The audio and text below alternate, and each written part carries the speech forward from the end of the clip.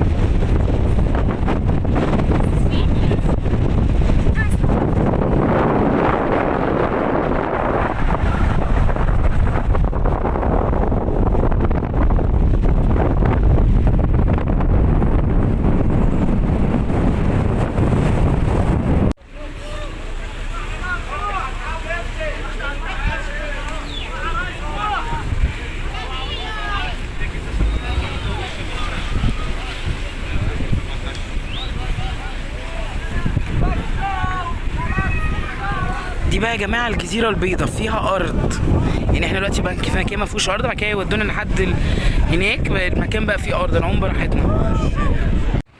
كل رحله وانا طيبه. عقبالكم بقى، زي ما انا قلت اللي عايز يجي شرم يطلع اكتر رحلات بحريه، يعني المتعه بالبحر والسماء ومنظر الجبال حلوه قوي قوي قوي.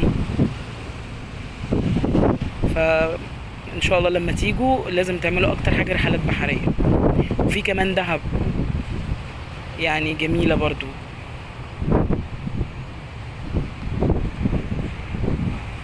واحلى حاجه ان هم لما بيعرفوا ان انت لوحدك او لو انت لوحدك يحسوك ان هم عيلتك.